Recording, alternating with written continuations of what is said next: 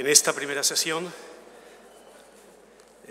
va a tener la palabra el excelentísimo y reverendísimo Monseñor Mario Iceta, que es doctor en Medicina y Cirugía por la Universidad de Navarra, con la tesis doctoral sobre bioética y ética médica. Es también doctor en Teología por el Pontificio Instituto Juan Pablo II para el Estudio del Matrimonio y la Familia de Roma, con una tesis sobre moral fundamental. Es también máster en Economía por la Fundación Universidad Empresa de Madrid y la Universidad Nacional de Educación a Distancia de Madrid, y miembro correspondiente de la Real Academia de Córdoba en su sección de Ciencias Morales, Políticas y Sociales desde 1994. Fundador de la Sociedad Andaluza de Investigación Bioética, Córdoba 1993, y de la revista especializada Bioética y Ciencias de la Salud, de 1993. Obispo de Bilbao desde 2010, presidente de la Subcomisión para la Familia y la Defensa de la Vida de la Conferencia Episcopal Española, y nos va a hablar de este siguiente tema: en busca del sentido y acompañamiento ante el sufrimiento y la enfermedad. Tiene la palabra.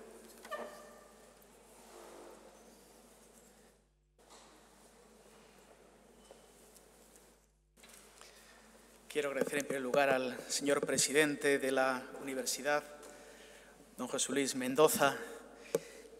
Cuando me llamaste para venir, me acordaba de la frase de Jeremías: me sedujiste, Señor, y me dejé seducir. Me venía a mí: me liaste, José Luis, y me dejé liar.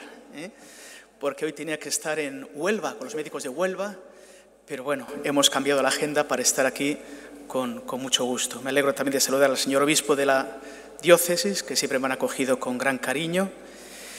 Y me alegro de reencontrarme con el señor arzobispo emérito de Burgos, que ha sido mi metropolitano, porque Bilbao pertenece a la archidiócesis de Burgos y además gran conocedor de la familia. Saludo a los demás ponentes, monseñor Pegoraro, a la señora rectora y decanos. Me alegro también de saludar a las autoridades militares. De hecho, mañana tengo una conferencia en Sevilla y voy a comenzar por una frase que vio un médico militar en la guerra de Kosovo, que decía: lo dramático de la guerra no es tanto perder la vida cuanto perder la humanidad. Algo más importante que la vida,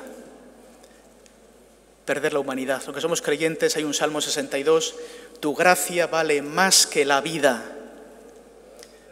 Algo vale más que la propia vida. Hay gente que es capaz de entregar la vida por un bien mayor. Pues pienso que es algo que nos tiene que hacer pensar. A mí se me ha asignado este tema a la búsqueda de sentido ante el sufrimiento. Porque, queridos amigos, no solo sufren los enfermos. ¿Saben cuál es la primera causa de muerte de los jóvenes? De muerte no por enfermedad.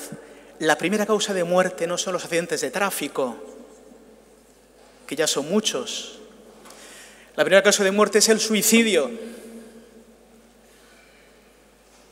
Eso nos hace ver el saco de sufrimiento que tienen sobre sí muchos jóvenes. El saco de sufrimiento. El año que viene voy a cumplir 25 años de sacerdote. Bodas de plata sacerdotales. Se aceptan jamones, quesos que llegan al obispado, les daré la dirección. Si algo he aprendido siendo sacerdote es lo que sufre la gente. Lo que sufre la gente. Por tanto, no es solo cuestión de terminales. Yo dediqué mi tesis doctoral, como han dicho, a la toma de decisiones en medicina paliativa. Vi más de 300 terminales, pero he visto a veces mucho más sufrimiento en gente que no es terminal. Por tanto, mi tema va a ser esto: ¿qué sentido tiene el sufrimiento? ¿Y cómo gestionarlo? Porque todos sufrimos. Todos sufrimos. La primera cuestión sería el origen del mal, del dolor y del sufrimiento. Yo aquí no me quiero extender mucho, es una cuestión filosófica larga, pero muy importante. Tenemos que decir que el dolor existe porque somos vivientes. La psicología de todo ser vivo incluye el sentirse atraído por lo que es bueno para él, por el placer y la esperanza, pero también estar molesto, asustado, angustiado por lo que supone un mal. Si excluiríamos el sufrimiento, excluiríamos la vida, porque la vida es gozar y la vida es sufrir. No se puede extirpar el sufrimiento radicalmente, porque es un elemento consustancial a la vida. Para quitar el sufrimiento de modo radical habría que suprimir la propia vida. Porque el dolor y el placer son compañeros inseparables de la vida. Y tenemos todos esta experiencia fundamental. ¿Y cuál es el origen del sufrimiento? Habría que remitirlo al origen del mal. Yo no quiero ahora entrar en las cuestiones filosóficas porque las diversas culturas y pensamientos lo remiten a circunstancias complejas. Es el gran interrogante de la filosofía que los filósofos no aciertan a resolver. Vemos que hay culturas que lo remiten a una influencia espiritual de rango superior, están los dioses del bien, los dioses del mal, influencias misteriosas. Los periplatónicos decían que el mal procede de la materia es mala, la corporalidad sería mala. La antropología cristiana dice todo lo contrario. La creación es buena. Vio Dios que era bueno en la creación. Y cuando crea al hombre y la mujer dice, y era muy bueno. Y fijaros si es buena que Dios ha tomado nuestra carne. El racionalismo lo remite a un universo imperfecto, inacabado. Los filósofos de la dialéctica, ¿no? La lucha entre un bien y el mal, síntesis, antítesis, Hegel, por ejemplo. Los existencialistas, Sartre, por ejemplo, lo atribuye a una incoherencia, a un sinsentido, ¿no? El ser humano sería algo sin sentido, quiere alcanzar una felicidad que no puede alcanzar. Claro, no se da cuenta Sartre que efectivamente solo no la puede alcanzar, solo no la puede alcanzar. Para nosotros decimos que el mal es sobre todo algo negativo, es una falta del bien debido, falta del bien necesario. Pero bueno, sin entrar en esas cuestiones que serían para un curso largo de filosofía, lo que sabemos es que nosotros sufrimos ante el mal e intentamos huir ante el mal. Vamos a empezar una primera aproximación.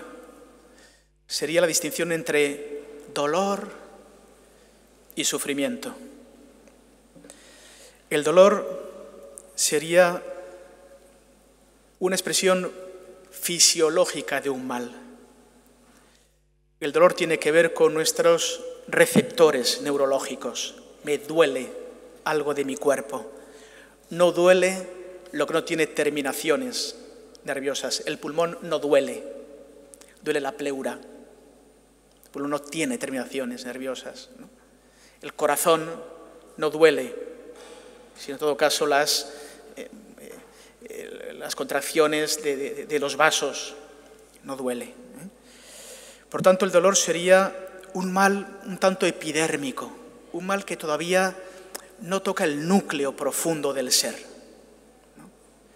Es más una cuestión, como digo, fisiológica, tiene una repercusión psicosomática. Cuando tengo un dolor estoy mal, no funciono bien.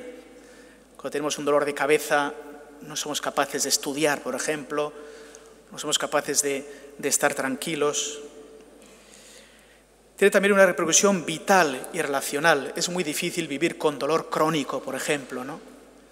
El dolor crónico hace como que se apague la vida, no tiene una vitalidad, no expresa una plenitud. El dolor como que encoge la vida, ¿no? Nos encoge. Y también relacional y social. Cuando tenemos un dolor, nuestras relaciones se ven alteradas, ¿no? Y una repercusión espiritual. Es normal que cuando uno tiene dolor le cueste rezar. como nos cuesta pensar o como nos cuesta mantener una conversación. El dolor, aunque sea algo fisiológico, en cuanto que somos una unidad psicosomática, tiene repercusiones. El dolor, por tanto, sería como un daño sentido, primero en la sensibilidad, como un intruso punzante que se presenta repentinamente y desorganiza la relación del hombre con su cuerpo. No nos acordamos de que tenemos rodilla hasta que nos duele el menisco. Ahí va, tengo rodilla. He descubierto la rodilla. No sabemos que tenemos vesícula hasta que tenemos un cálculo biliar. Ahí va, tengo una cosa aquí que se llama vesícula. Descubro mi cuerpo, muchas veces con el propio dolor, ¿no? La diferencia con el placer-dolor son el síntesis y antítesis, son las antinomias, placer-dolor. El placer hay una cierta liberación, una fuga de la corporalidad. Cuando uno tiene placer, el cuerpo se expande, ¿no? Se libera, crece. En cambio, cuando se tiene dolor, la corporalidad pesa, como un pesado fastidio, ¿no? Frente al que uno ya no es dueño de sí. Muchas veces incluso puede capitular, a ver si me libran de este dolor. Pero tenemos que ir algo más profundo. Como digo, el dolor, por así decirlo, es algo más epidérmico, más superficial. Hemos de ir al sufrimiento. El sufrimiento es algo más amplio, más profundo, más complejo. Así como el sufrimiento físico, el dolor, es algo, como digo, epidérmico, el sufrimiento es algo más moral. Así como placer y dolor están en ese plano, en nivel interior, el plano sería gozo, sufrimiento. Y esto es muy importante porque, desgraciadamente, a veces confundimos el placer con el gozo. El placer con la alegría, y no es lo mismo, ¿no? De hecho, se suele decir, quizá este mundo pueda producir placer, pero no alegría. Una buena comida produce placer, pero en cambio la compañía de los amigos produce alegría, produce gozo. Es una distinción, ¿no? Y toma como fundamento esa dimensión del ser humano, ¿no? Entre lo corpóreo y lo espiritual. El dolor del cuerpo es siempre personal, pero es menos íntimo que el dolor moral, que el sufrimiento. Y como digo, hoy en día muchos jóvenes no tienen dolor, pero tienen gran sufrimiento. No me duele nada, pero me duele el alma, me duele el espíritu, tengo sufrimiento. El sufrimiento físico se da cuando duele el cuerpo, como digo, el moral cuando duele el alma. Es un dolor más espiritual, no solo psicológico. No solo psicológico. Yo tengo algunos amigos médicos de cuando ejercía la medicina que a veces me remiten a personas diciendo, a ver, esta persona está siendo tratada incluso psiquiátricamente, pero hay un dolor espiritual que el psiquiatra no lo puede controlar. Le hace falta también un acompañamiento espiritual. Y esto es muy importante. Yo hoy cuando veo que a veces en los hospitales se minusvalora la atención espiritual, digo, qué gran error. Recuerdo que siendo joven sacerdote, recién ordenado, me enviaron de párroco a un pueblo de Córdoba, yo me ordené en Córdoba, y como había sido médico, pues tú te encargas de los enfermos. Había 60 enfermos a domicilio.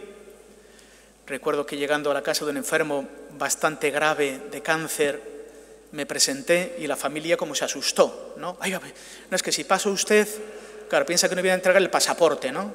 Viene el cura, pues, también un día le di un patatús a uno en un avión, iba yo para Roma a una tesis doctoral y pidieron por favor, si hay un médico, personal sanitario, que se identifique. Yo no dije nada porque siempre hay alguien, pero no había nadie. Toqué el botón, cuando dijeron por segunda vez, vino la azafata y dijo, hombre, padre, no está tan mal, ¿eh? Digo, bueno, es que antes he sido médico, pues venga usted. Cuando iba para atrás, la gente se asustó, digo, si va el cura, es que va a entregar la cuchara ya, ¿no? Bueno, pues entré a aquella casa del enfermo y recuerdo que la familia, el gran problema, no pase usted, claro, si pasa usted se va a asustar, piensa que ya, bueno, después de convencerles mucho, pude acceder al enfermo. Y recuerdo que el enfermo me decía, mire, ¿cuánto le estaba esperando a usted? Porque, a ver, yo sé lo que tengo, aunque haga querer a mi familia que no sé lo que tengo, sé lo que tengo. Sé que tengo un cáncer con metástasis grado 4 y me estoy muriendo. Mi familia hace lo posible para que yo no me entere. Entonces aparece esa mentira familiar, ¿no? Se tapan las cosas. Dice, pero es que yo tenía mucha necesidad. Sé que los médicos no pueden más, pero usted me puede ayudar. Usted me puede ayudar. Porque hay dimensiones a donde la medicina ya no llega. Entonces, cuando hoy en día, con esta ideología, ¿no?, que quiere excluir la dimensión trascendente de las personas, se hace un flaco favor a los enfermos, que también necesitan del consuelo espiritual y de la ayuda espiritual. Bien. Voy a ir hacia adelante porque me como el tiempo rápidamente. Bien. Por tanto, hemos hablado del dolor, del sufrimiento, y tenemos que hablar de la enfermedad. La enfermedad es un momento de crisis. Nuestra vida hace crisis. Estábamos todos sanos, vamos al médico, nos hacen un control de algo y de repente me dicen, vuelvo que hemos visto algo extraño. Y cuando lo detectan, pues una enfermedad grave. Pues miren, hemos detectado un nódulo, no tiene buena pinta, vamos a hacer un escáner, vamos a hacer un TAC, y de repente el suelo se abre, la vida se hunde, entramos en crisis y aparece una confrontación con esa situación personal, ¿no? La enfermedad es un estado intermedio entre salud y muerte, porque esta es siempre la muerte, consecuencia generalmente de una enfermedad, ¿no? La enfermedad, por tanto, se nos muestra como un ministro de la expectativa. ¿Qué será de mi vida a partir de ahora? Y ya voy a adelantar un término que es muy importante. La enfermedad se me presenta como una tarea. Tengo que reconfigurar mi vida. Tengo que redimensionar y resituar mi vida. Se puede decir de la enfermedad también como un modo doloroso, anómalo de la vida de la persona, reactivo ante una alteración del cuerpo, ¿no? Y aparece cómo yo me sitúo ante esta situación, ¿no?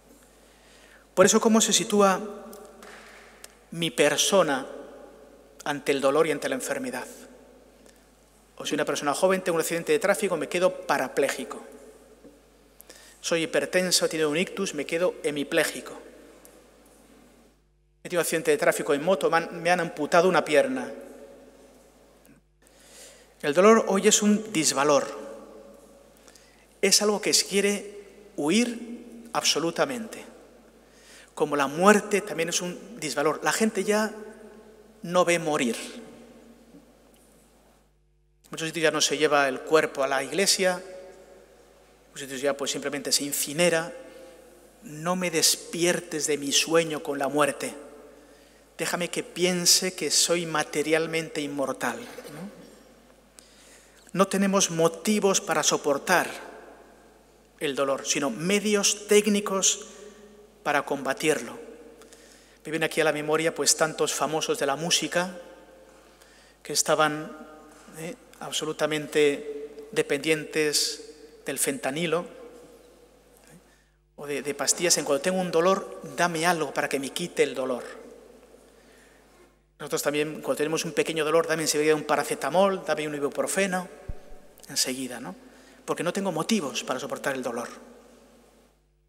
Pero es verdad que estos tratamientos fisiológicos del dolor no son capaces de alcanzar el sufrimiento.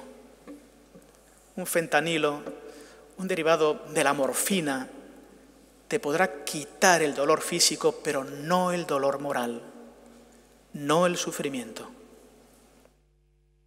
Hemos caído en una trampa peligrosa Pensar que somos capaces de erradicar de nosotros el sufrimiento, y esto no es posible. Amamos la comodidad, la ausencia de dolores, de molestias, de esfuerzos físicos, porque no somos capaces de soportar el dolor ni encontrarle ningún sentido. Por tanto, huimos absolutamente de ello. Si tengo dolor físico, tomo un ibuprofeno. Si tengo un estado de tristeza, me tomo un Prozac. Soy capaz de gestionar las cosas, ¿no? Por eso nos hacemos cada vez más débiles, puesto que los métodos y técnicas para evitar el sufrimiento tienen efectos paradójicos. Lo que realmente consiguen es disminuir nuestra capacidad de aguantar el sufrimiento y de impulsarnos sin cesar hacia placeres y satisfacciones rápidas. Curiosamente, en la medida que yo tomo más de estos remedios fisiológicos, más me debilito ante el dolor,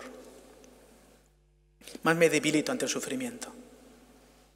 Y mi umbral sensible cada vez es más bajo, no soy capaz de gestionar, ¿no? Decía Hölderlin, el que se sobrepone a su dolor sube más alto. Todos hemos conocido personas que han sido grandemente probadas por el dolor y el sufrimiento. Vemos que esas personas han crecido, se han hecho gigantes. Entonces, en cambio, personas que ante cualquier contradicción, cualquier mínimo sufrimiento, en sí le han puesto pues, una solución técnica, pues a veces han hecho personas muy inconsistentes, muy blandas. No son capaces de gestionar ninguna contradicción. Viven en una eterna adolescencia. No les ha hecho crecer. Porque el hecho doloroso reorganiza la propia vida, contando con esa situación nueva que hace que mi vida se tenga que resituar, que tenga que buscarle un sentido. Por eso la enfermedad me es dada como una tarea. Ante la enfermedad me encuentro con la responsabilidad de qué voy a hacer con ella, cómo voy a reconfigurar mi vida. Cuando sufrimos una enfermedad o una desgracia, no somos libres de sufrirlos o no. Los accidentes generalmente se producen por mínimas distracciones en un segundo. Está conduciendo uno, se le cae el móvil, va a cogerlo y de repente, ¡pum!, se chocó contra la mediana y ha quedado parapléjico. Medio milisegundo cambió mi vida. ¿Cómo me resitúo? No puedo ser libre, ya cambió mi vida. Nos han contado antes las fases de Kubler-Ross, ¿no? Primero, pues la negación, no ha pasado nada, estoy como siempre. Después la ira, esto no me puede ocurrir a mí.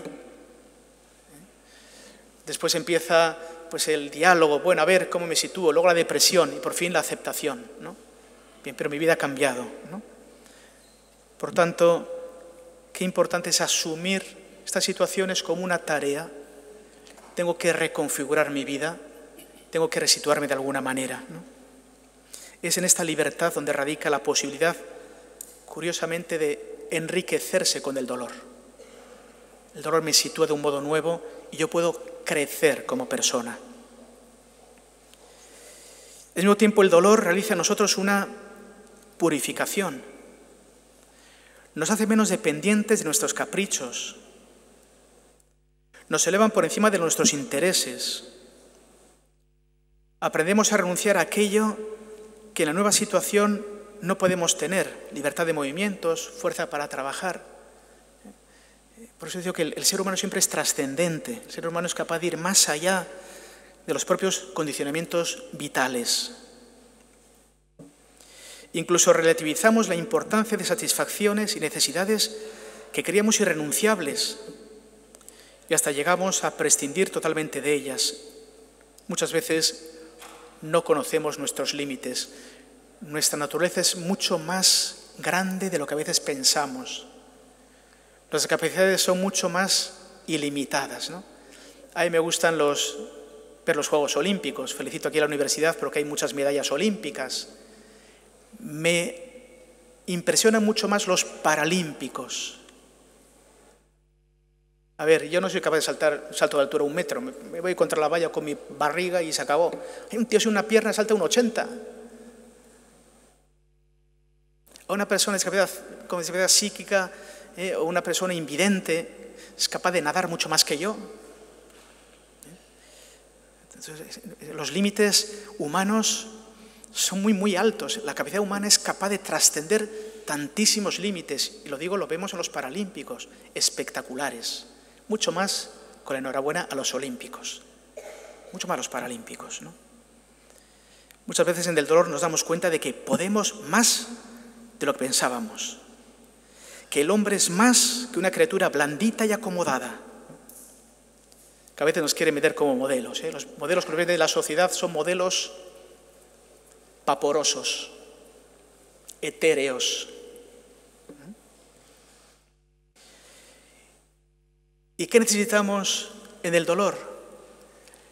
Necesitamos encontrarnos con alguien. Necesitamos encontrarnos con alguien. Porque la persona se revela en el encuentro interpersonal.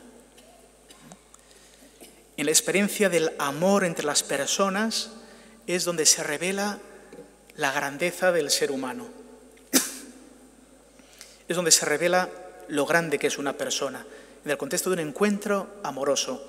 Y pongo un ejemplo, que hay mucha gente joven, supongo que muchos tendrán novios, novias. Qué distinto se conoce a quien quieres que a quien no quieres.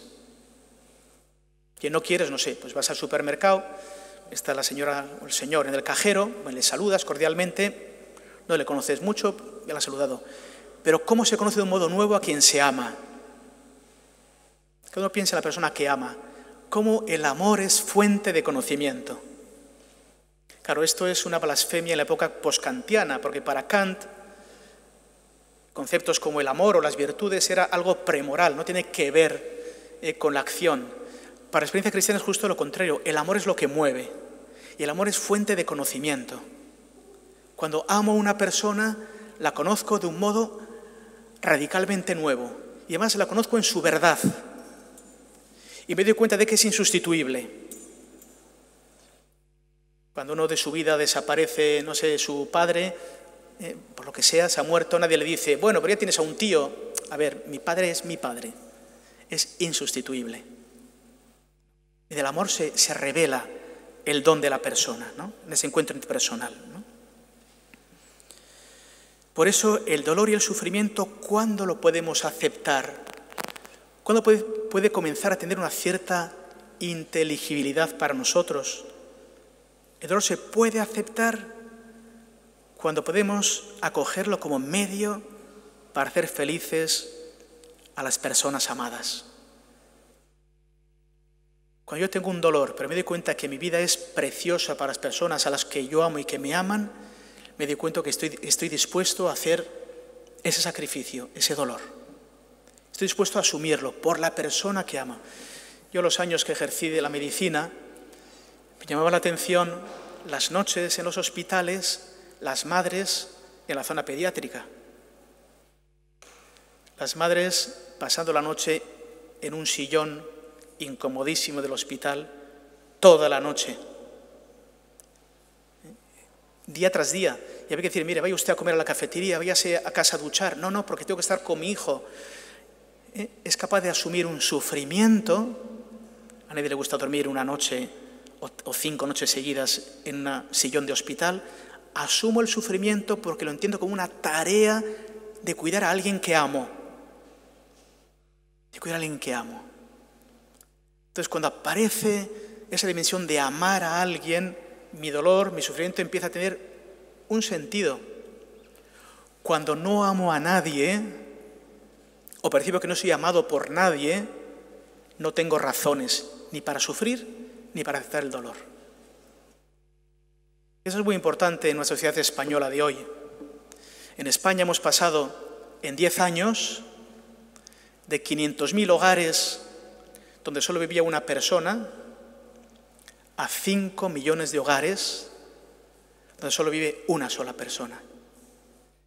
Nuestro gran drama social es la soledad. Es nuestro gran drama social. La gente puede estar con mucha gente, pero en el fondo estar sola. Podemos estar con muchos amigos, irnos de botellón, pero en el fondo estoy solo. Y cuando estoy solo no soy capaz de asumir ningún sufrimiento, porque no tiene ningún sentido. No tiene ningún sentido. Solo cuando soy capaz de darme cuenta que mi vida es mayor que mis limitaciones, porque es importante para alguien, y ese alguien es importante para mí, soy capaz de asumir esto. Cuando una persona, no sé, anciana, en estado ya muy deteriorado, se da cuenta que su familia le quiere, que es importante para su familia, es un beneficio para su familia, esa persona, a pesar de sus limitaciones, quiere vivir. Cuando una persona dice, bueno, me han ingresado, a veces es dramático ver de repente, ¿no? Aparecen las noticias, han descubierto el cadáver de un anciano, de una anciana que lleva un mes muerto. Me parece terrorífico. Nadie ha preguntado por ella en un mes. Esa persona, pues, vivir, déjame morirme. Mi vida, ¿para quién tiene sentido? Y por eso se puede aceptar el dolor y el sufrimiento cuando lo convertimos en una relación interpersonal, cuando vida es importante para los demás. Porque amar significa muchas veces sacrificarse. Yo cuando me dedicaba más, bueno, me dedico, matrimonio de la familia, es la diferencia entre enamoramiento y amor, ¿no? Yo diría muchas veces a los novios, cuando había unos encuentros prematrimoniales, decía, ¿tú quieres saber cuánto amas a tu novio o a tu novia? Sí. Decía, ¿cuántas veces te has sacrificado por él o por ella? Alguno decía, ahí va, pues creo que nunca. Pues estás enamorado, pero no amas. Porque si amar significa entregar la vida, quiere decir que yo me quito algo de mí, me sacrifico por ti. Recuerdo que en un pueblo de la Sierra Cordobesa, donde estuve de párroco, iba a hacer el matrimonio de unas parejitas, de una pareja joven, y la semana anterior estaba la novia tomando solo un café. Yo iba a ver unos enfermos, llevando la comunión, y estaba sola en una terraza, y le dije, hombre, ¿pero no te casas tú la semana que viene? Y sí, ¿y dónde está tu novio? Tal, nos ha ido de caza. Ah, bueno, pues vale. Me dice, pero ya me ha dicho que cuando nos casemos nunca más irá de caza. Ah, hija mía. Cuando nos casemos irá todos los domingos. Claro, si uno no es capaz de sacrificarse por el otro, es decir, bueno, tú deja mi espacio vital, pues hay un gran problema, ¿no? Amar es también, y muchas veces, ocasión de sacrificarse. Lo que da sentido al dolor es el amor. Se aguanta el propio sufrimiento, el dolor, un cáncer, cuando se ama. Si no, no se aguanta. Una madre que detecta un cáncer de mama dice, tengo que vivir por mis hijos. Tengo que vivir por mis hijos. Tengo que estar por ellos. Soy importante para ellos, ¿no? Ciertamente eso no significa buscarlo. No significa gozarse en la queja, en la debilidad, sino acogerlo, ¿no? Por el ser amado, por la esperanza de alcanzar un bien siempre mucho mayor que la propia vida. Solo el sufrimiento asumido deja de ser sufrimiento y pasa a ser parte del camino hacia nuestra meta. Así lo convertimos en obra humana, lo dotamos de sentido, lo traspasamos, lo trascendemos. Es una tarea para nosotros. Por eso solo se puede afrontar el sufrimiento cuando sufro por algo o por alguien. A ver, estudiar también es un sufrimiento muchas veces, ¿no? Y una fatiga, ¿no? Pero lo hago por algo superior. Porque quiero ser un buen profesional, porque quiero buscar una cura contra el autismo, porque quiero mejorar la situación económica de tantas pobrezas. Eso hace que mi sufrimiento, mi fatiga de estudiar, mi riesgo económico en hacer una empresa, hagan que merezca la pena. Si yo digo, 4 perras que tengo, pues me voy, pues no sé, a la playa, allí, un tenderete, y allí estaré todas las mañanas meditando, ¿no? Por eso al aceptar, no solo lo afrontamos, sino que también lo trascendemos, ¿no? El sufrimiento dotado de un sentido siempre va mucho más allá de uno mismo. Por eso qué importante es, como decía antes, todo el mundo tendremos sacos de sufrimiento en nuestra vida, intentar encajarlo y trascenderlo, darle un sentido, que siempre es ese contexto interpersonal del amor, ¿no? En este sentido, qué importante es la trascendencia, ¿no? Un Dios que ha puesto límite al sufrimiento. No solo que ha puesto un límite al sufrimiento, sino que lo ha asumido sobre sí. Todos habréis oído hablar, por lo menos, si no habéis leído el libro de Job. El libro de Job es la experiencia del justo que sufre injustamente. Job dice, yo soy una persona buena, una persona que he ayudado, generosa, tal. ¿Por qué sufro? ¿Por qué vienen todas las desgracias? Y mira que sus amigos intentan darle explicaciones que Job no acepta. ¿Y cuál es la clave? La clave del libro de Job dice, a pesar de todas estas circunstancias difíciles, dice, Job no protestó contra Dios. Dice, quizá no entiendo el misterio de la vida, pero sé que Dios está de mi parte, aunque no lo entienda. Me llama mucho también la atención, ¿no? Cuando relata el Evangelio de Lucas, ¿no? José y María que pierden al niño con 12 años. Yo os animo a ir a Tierra Santa, no sé si la universidad tiene algún estudio en Tierra Santa, para que los alumnos vayan de vez en cuando por allí, ¿no? Pues los judíos piadosos, al menos una vez al año, iban al templo de Jerusalén, se formaban grandísimas caravanas. Jesús y su familia vivían en el norte, en la zona de Galilea, por el Valle del Jordán, caravanas de miles de personas, los hombres iban juntos, las mujeres iban juntas y los niños estaban de uno a otro, entonces era fácil que se perdieran, pues dirían los hombres, pues está con las mujeres, pues está con los hombres, tal. El niño no estaba.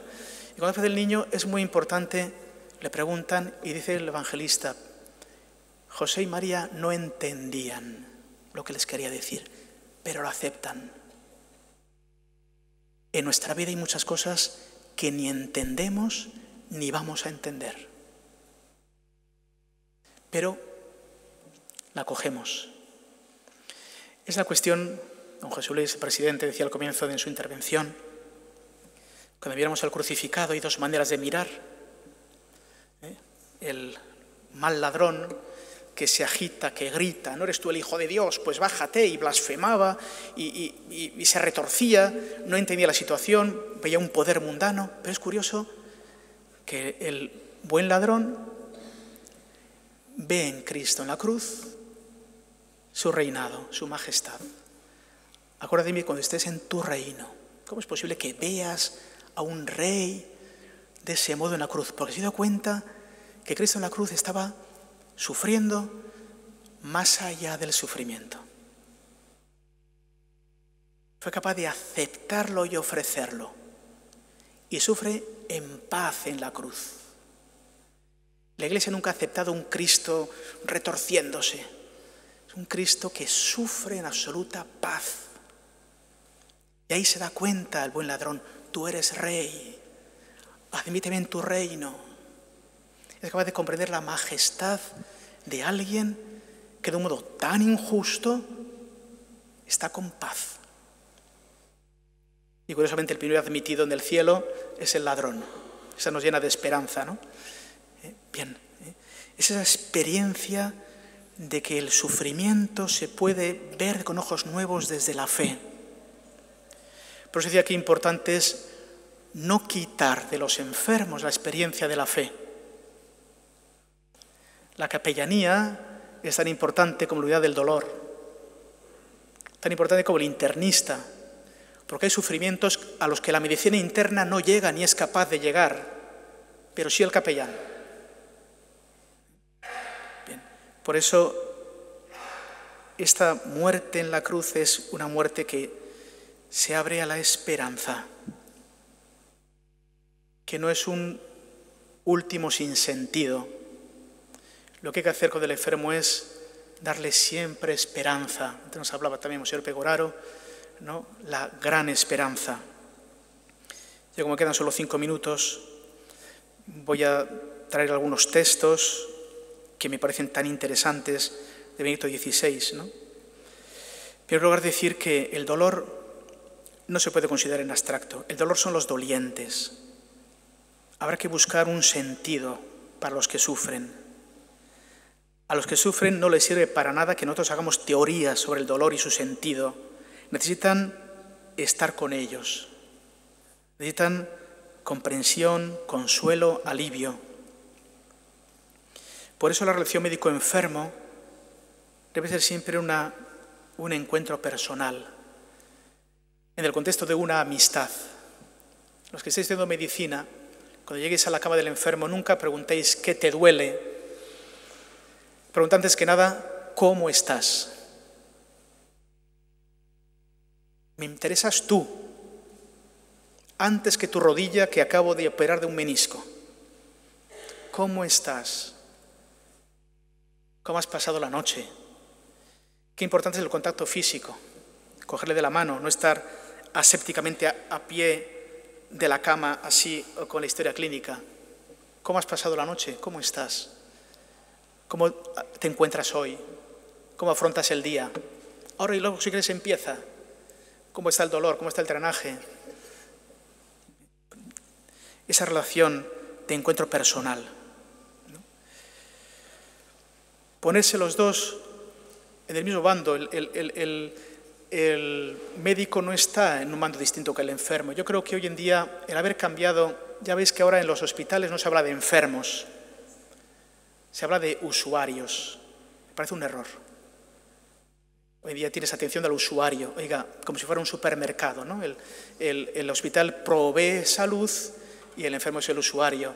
Eso altera profundamente la relación médico-paciente. Yo no soy un proveedor, solo soy un usuario. Somos dos personas que nos encontramos, usted con una debilidad, yo con algunos conocimientos que le puedo ayudar y juntos miramos a un futuro.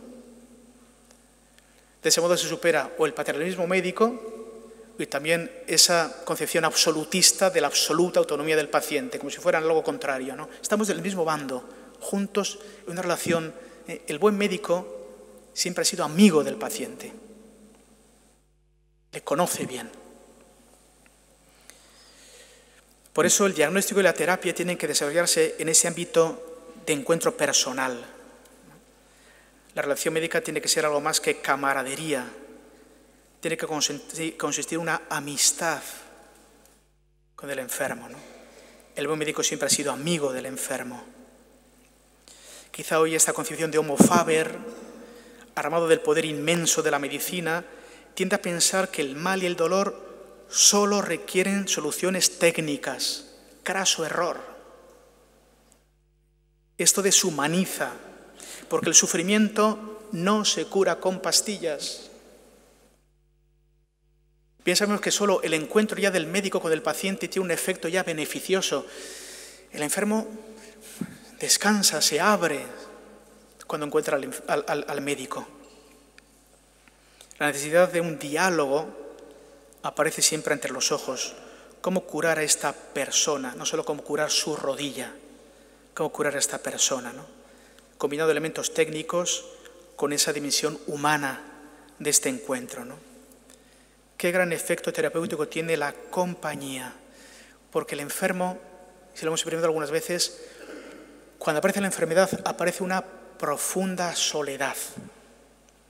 Aparece una profunda soledad. Cuento una pequeña anécdota. Ya 2 veces que me quitan un pólipo de la garganta. Como los obispos hablamos más con sacamuelas, como yo ahora, entonces forzamos la voz, salen pequeños pólipos que solo se quitan si se operan, no como el nódulo que con logopedia se opera, pero se soluciona. Pero no. Entonces, claro, yo recuerdo que, bueno, me llevaron a la clínica, me acompañó mi hermano, vino mi secretario, salió el director de la clínica, estaba el anestesista, todos me acompañaron, bajamos al quirófano, las enfermeras me saludaron, todo el mundo amabilísimo, estaba muy acompañado. Ya me tumbaron en la mesa de operaciones, yo como un pollo, como te ponen allí, con los brazos así, ¿no? Ya me cogieron una vía y me dijeron, bueno, ahora ya notará un calor aquí y ya se dormirá, se despertará en la habitación. Yo pensé, o en la vida eterna, quién sabe. Bueno, me desperté en la habitación, gracias a Dios. Pero claro, de repente estaba muy acompañado, pero en el fondo estaba solo. Ustedes cuando han ido a hacer la oposición o un examen, sus cónyuges, amigos, les han acompañado hasta la puerta, pero cuando se han sentado, están solos. Están solos. Cuando han hecho un TAC, o un escáner, te meten allí y empieza como una chalaparta, tuc, tuc, tuc, tuc, tuc, tuc, tuc, tuc, tuc. Estás solo. Yo decía, Señor, solo tú estás conmigo. Tú estás conmigo.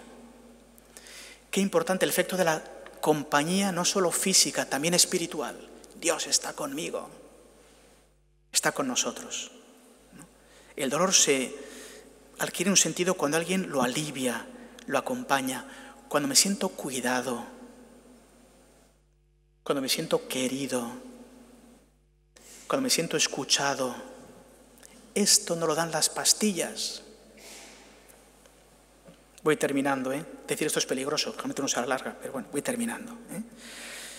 Quería decir antes las palabras de Benedicto XVI, que me parece muy importante, voy a buscarlas. Son estas.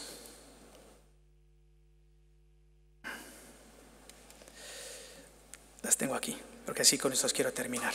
Espe Salvi, me parece una encíclica fabulosa,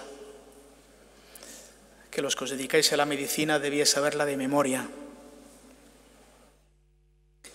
Dice, conviene ciertamente hacer todo lo posible para disminuir el sufrimiento, claro que sí.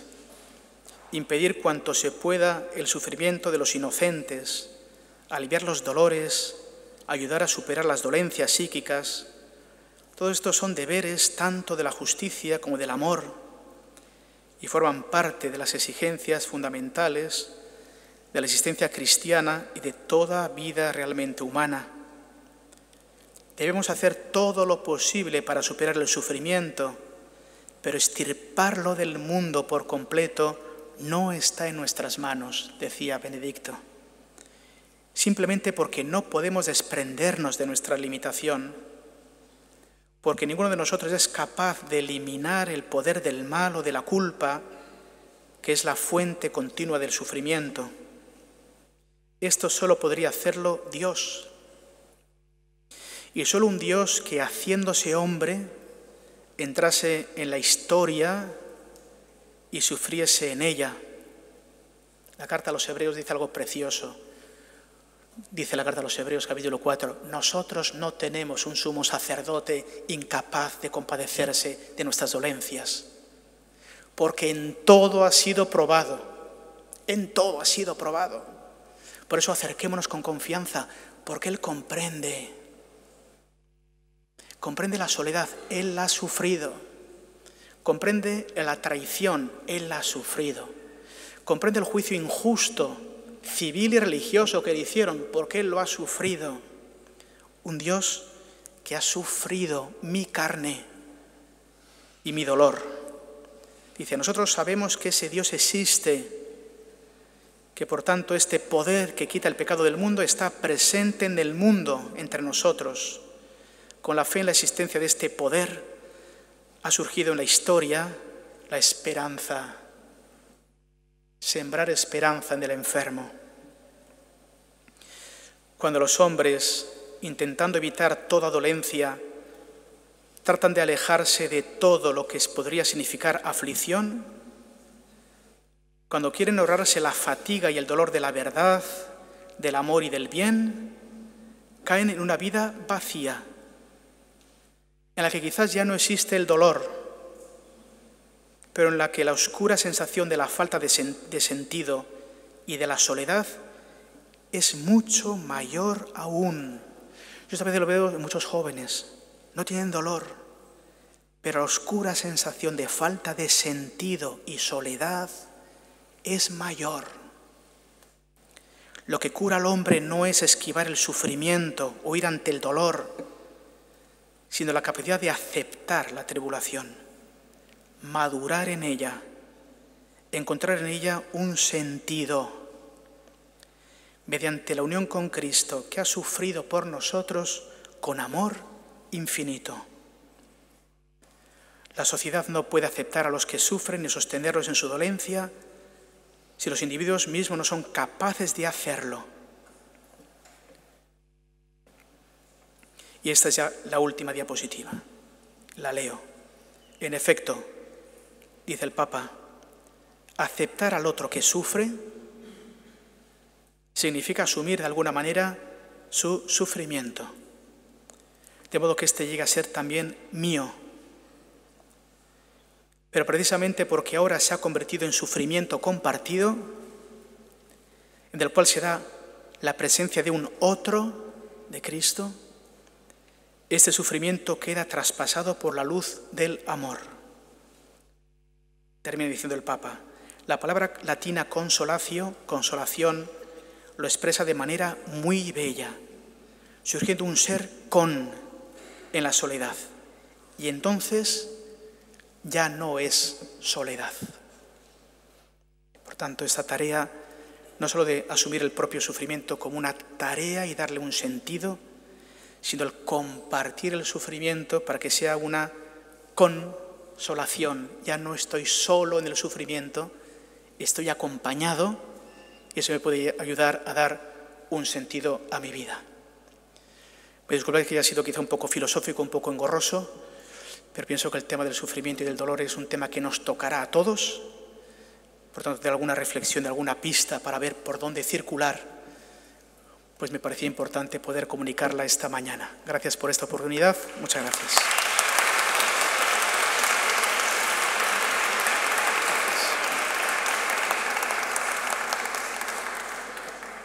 Es la hora del café, así que las preguntas para después, porque si no se enfría el café, se ponen duros los bollos también, ¿no? Muchísimas gracias. En nombre de todos creo que debemos mostrarle gratitud por las palabras que creo que nos han ilustrado muchísimo y nos han enseñado más todavía. Muchas gracias. Gracias.